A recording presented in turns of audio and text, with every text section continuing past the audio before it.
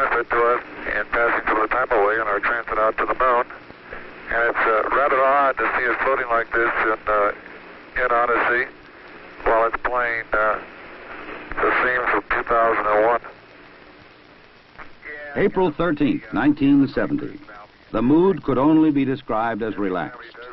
Apollo 13, man's fifth lunar mission. The third, scheduled to land on the moon, continued its tranquil coast. This is the crew of Apollo 13, wishing everybody there a nice evening, and we're just about ready to close out our inspection of Aquarius and get back for a pleasant evening at Odyssey. Good night. 13, we've got one more item for you when you get a chance. We'd like it to stir up your cryo tanks. In addition, have Shaft and Trunnion for a look at the Comet Bennett if you need it. Okay, stand by. Okay, Houston, we've had a problem here. This is Houston. Say again, please. Yes, Houston, we've had a problem. We've had a main B bus undervolt. Roger, main B undervolt. Okay, stand by, 13. We're looking at it. And we had a pretty large bang associated with the caution and warning there. And as I recall, main B was the one that had a amp spike on it once before. In the interim here, we're starting to go ahead and button up the tunnel again. April 11th, 1970. Launch day. The crew of Apollo 13. Jim Lovell, commander and veteran of 3 previous missions. He had orbited the moon Christmas 1968 on Apollo 8. Fred Hayes, his first time up, lunar module pilot. Jack Swigert, command module pilot. 3 days ago, he was on the backup crew. Now he replaced Ken Mattingly. Mattingly had been dropped from the mission because he had been exposed to German measles. He would watch the launch from Houston's mission control. Auto sequence initiated, flight. Roger. Flight booster. Go. S4B pre-press complete. Roger. Flight booster. S1C pre-press complete. We're on internal power and we're go. Roger. How's it look, Econ? You got your space? Looks good, flight. Okay. MCC record us to flight speed. Ignition, flight. Roger. Roger. Clock start, flight. Roger. Thrusters go, all engines. Roger. Okay, Fido, how's it look? Looks good here, flight. Good agreement. Okay, booster, how do you look? S1C looks good, flight. Okay, Capcom, we go, you on the ground. Okay, we go at 1, Capcom. Get relieving, flight. Roger.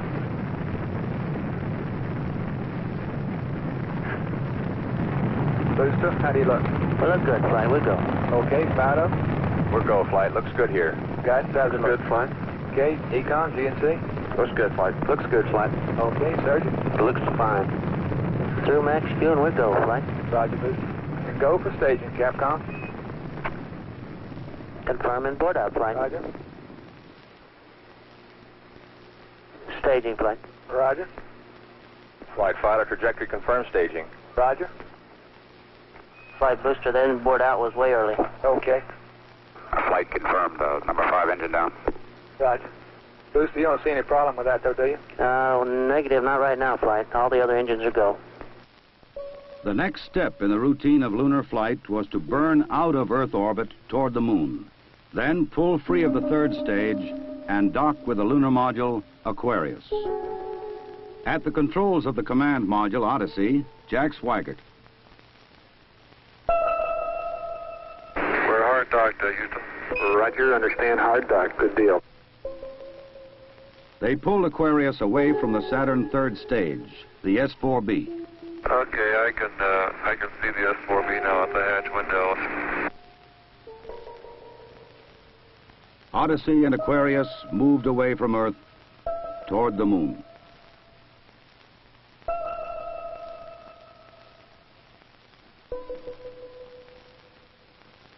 Okay, Houston, we've had a problem here.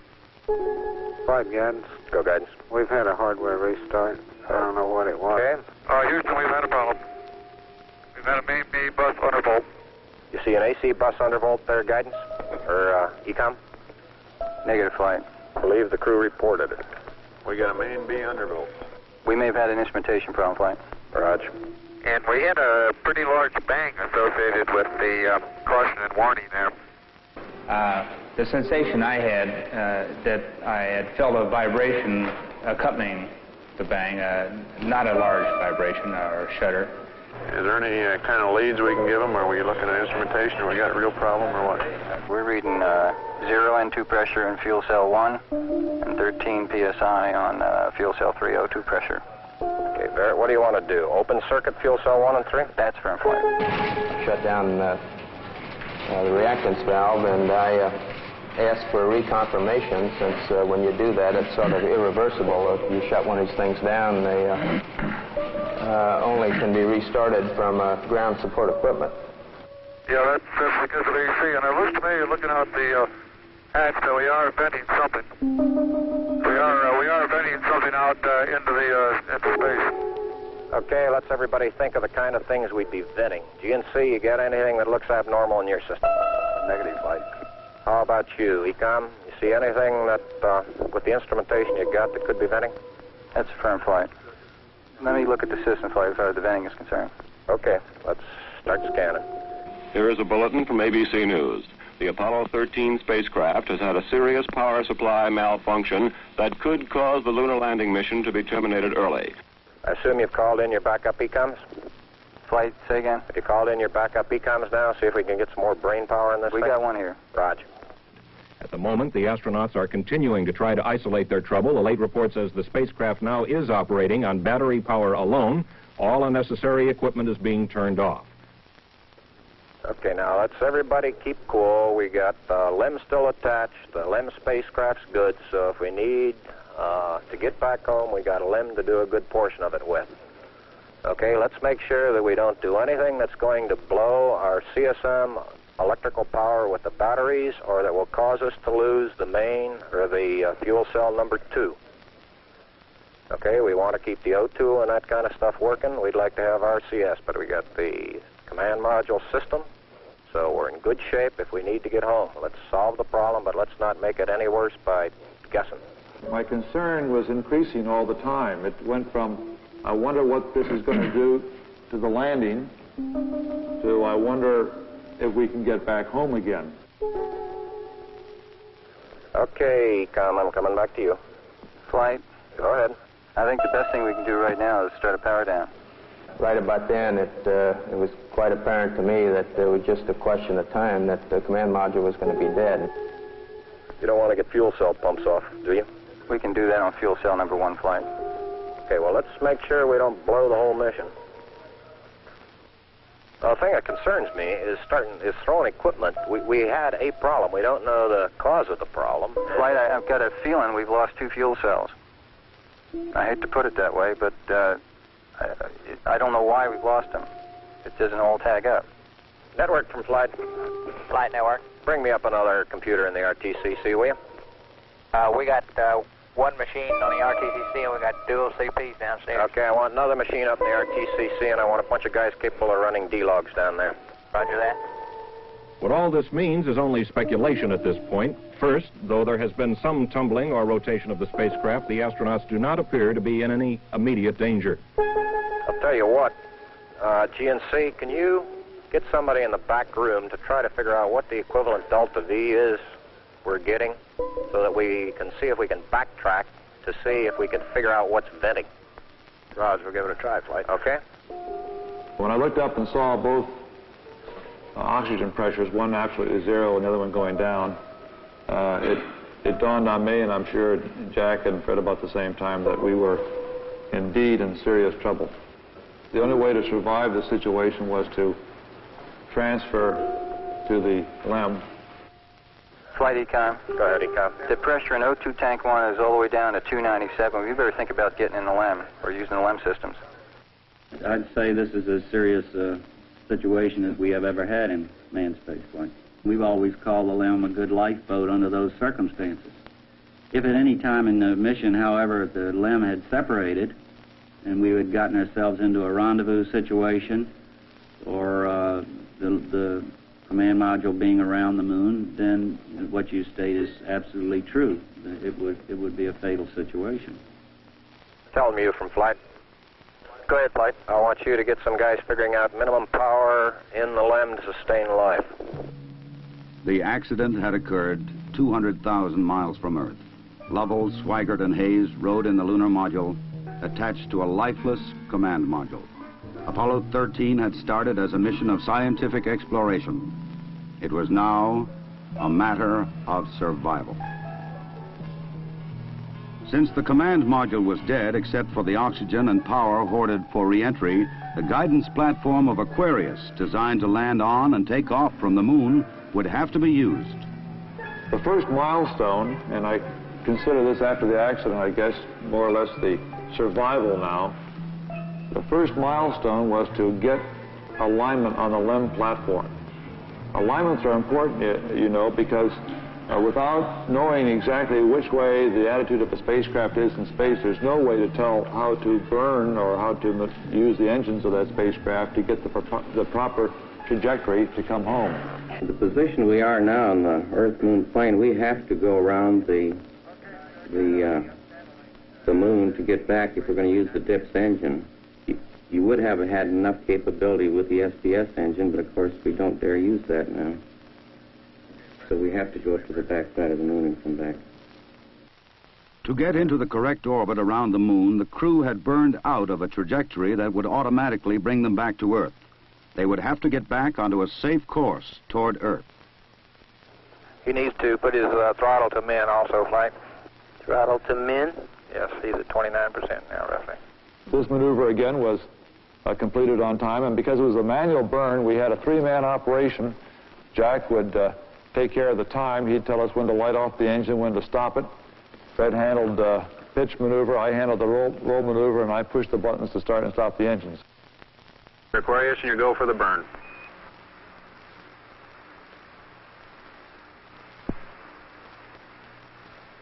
%. Okay, Aquarius, you're looking good. Auto shutdown. The first problem was solved. They were back on the path to Earth. But there were many other problems to be solved.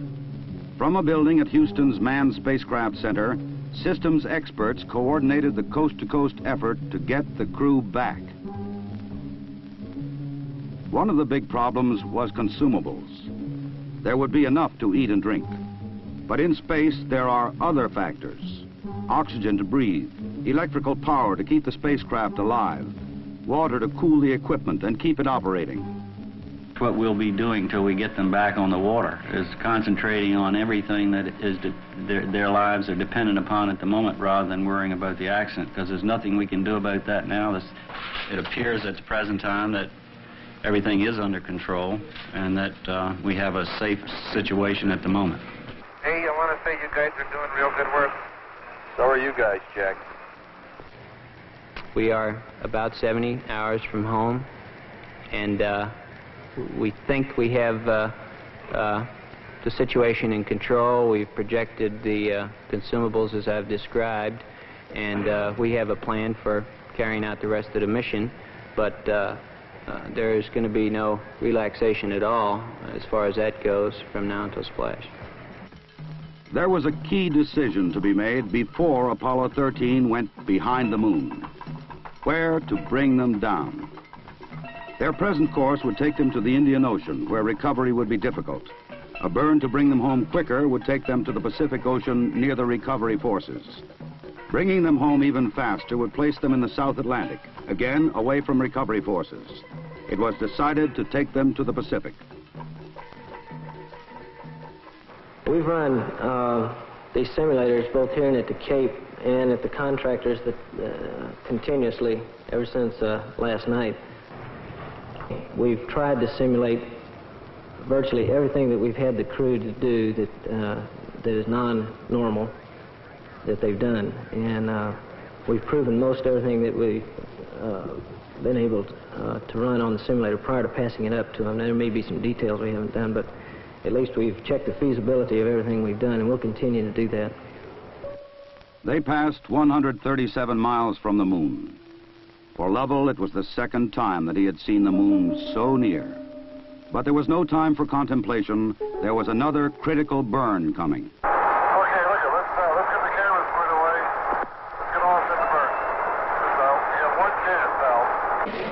And in Houston, the newsmen poured in to tell an anxious world the story. Well, that was going along with the ignition. Shortly after Apollo 13 had separated from the Saturn third stage, the stage had been sent on to a trajectory toward the moon. Its impact would be recorded by the seismometer left by Apollo 12. By the way, Aquarius, we see the results now from 12's seismometer. Looks like your booster just hit the moon and it's rocking it a little bit. Over. Well, at least something worked on this flight. I'm sure glad we didn't have a limb impact, too. Jim, you go for the burn. Go for the burn. Roger, understand. Go for the burn. Guidance okay? We're good, flight. Control okay? We're okay, flight. Tell me we're go, flight. Inco okay? We're good, flight. Ground confirms ignition. We're burning 40%. West Houston, you're looking good. Roger. Shut down. Roger, shut down. I say that was a good burn. Roger, now we want to power down as soon as possible. Understand. To conserve the electric power and cooling water, the crew shut down all but the vital, life-sustaining systems of the LEM. I think the LEM spacecraft's in excellent shape, and I think it's fully capable of getting the crew back. I think, as we have found before, every time we've put the LEM spacecraft to a test, it's always done much more than it was guaranteed to do, and I think this is a good case in point. Conserve the consumables, cooling water, electric power. The LEM water gun was leaking, and we shut that off. I guess it leaked about a quart of water, I would estimate. But it took me about 2 days to get my feet dry, and of course, I think you were all aware that the temperatures were going down in both vehicles, and it's made for very chilly feet for a couple days.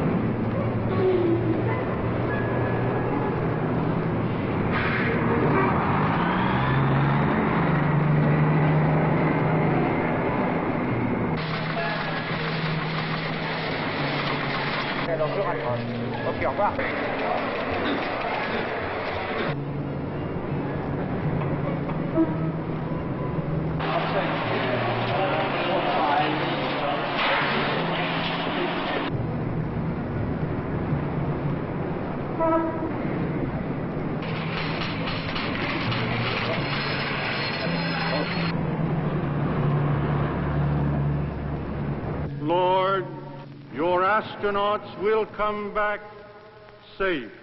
If I may be serious for one moment and ask the entire audience for a moment of prayer for the crewmen of the Apollo 13. We'll hold silence for a moment, please.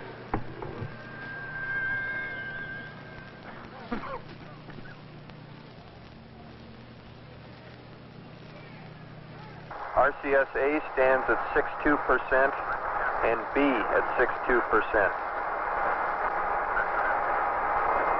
I see we've gone a hell of a long time without any sleep. We're going to have to start thinking about getting people back to sleep again because I didn't get any sleep last night at all. Command module just slowly kept going down in temperature until I think just prior to re-entry, it was down to about 38 degrees. And along with that, it was a sort of a chilling coldness. The walls were perspiring, the windows were completely wet, and it wasn't too healthy. I recall that we went in there to get some hot dogs one day, and it was like reaching into the freezer for the food.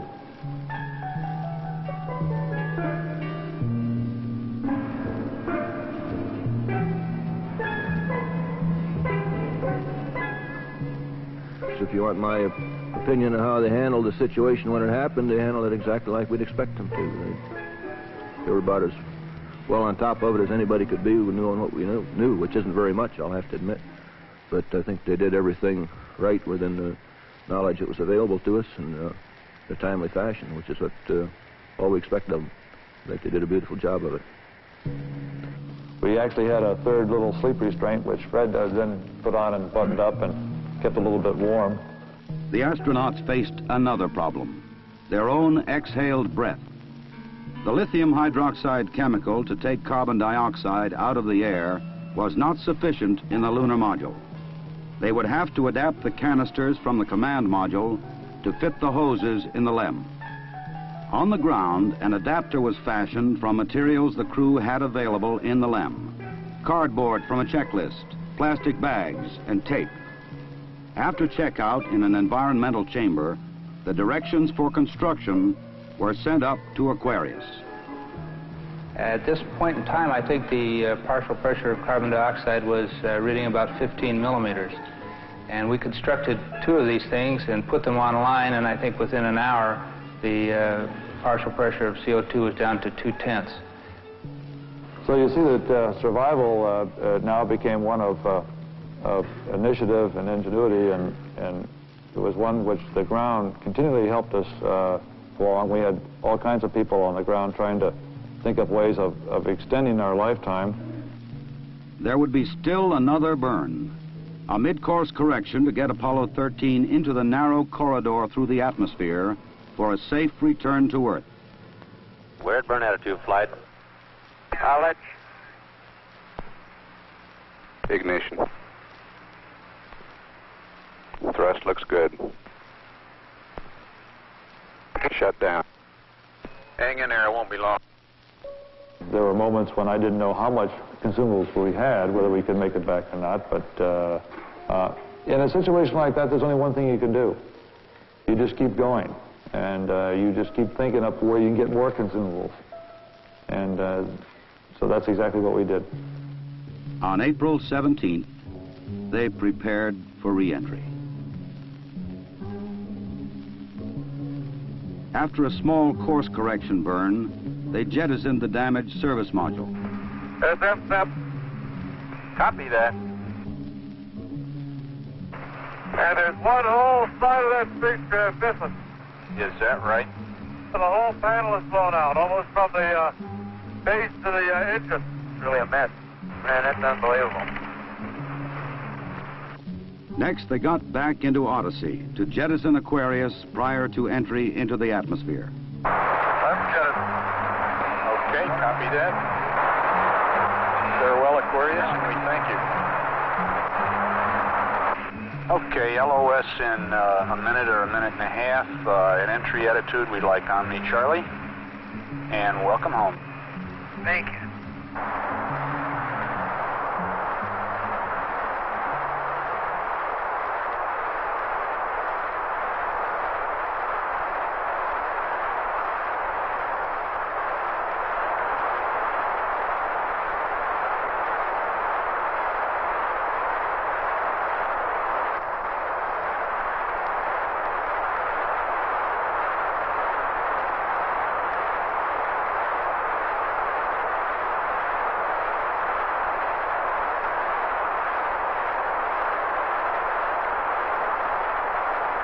Odyssey Houston standing by, over. Okay, go over.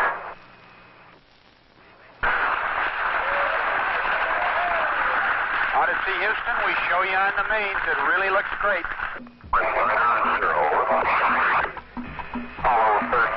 Apollo 13, this is recovery, over.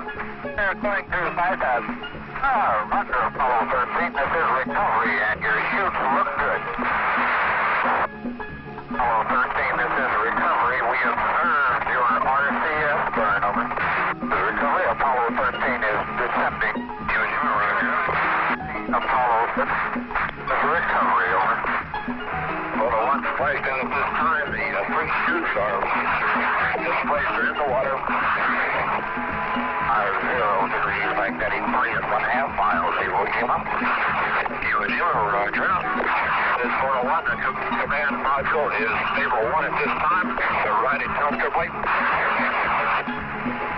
The vertical axis are approximately 15 degrees. Swim 1, for 3, the other 2 using swim water, Roger. Okay, swim 2, you win last 270.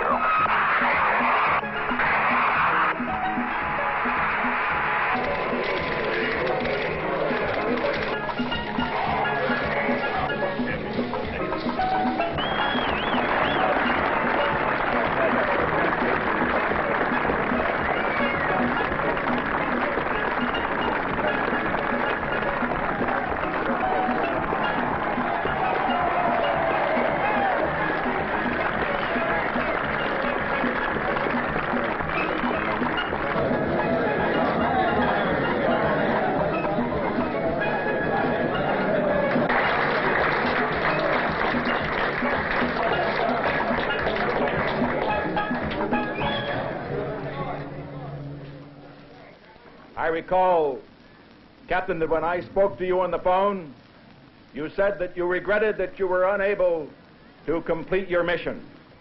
I hereby declare that this was a successful mission. From the start, the exploration of space has been hazardous adventure. The voyage of Apollo 13 dramatized its risks. The men of Apollo 13, by their poise and skill under the most intense kind of pressure, epitomized the character that accepts danger and surmounts it. Theirs is the spirit that built America. Your mission served your country. It served to remind us all of our proud heritage of a nation, to remind us that in this age of technicians and scientific marvels, that the individual still counts, that in a crisis, the character of a man or of men will make the difference. GNC. Go. Surgeon. Go. Procedures. Go. AFD. Go. Network. Go. Computer soup. Go. Raj, network, give me an amber. RTC on AFD conference. RTC's on AFD conference. Okay, all flight controllers, let's play it cool.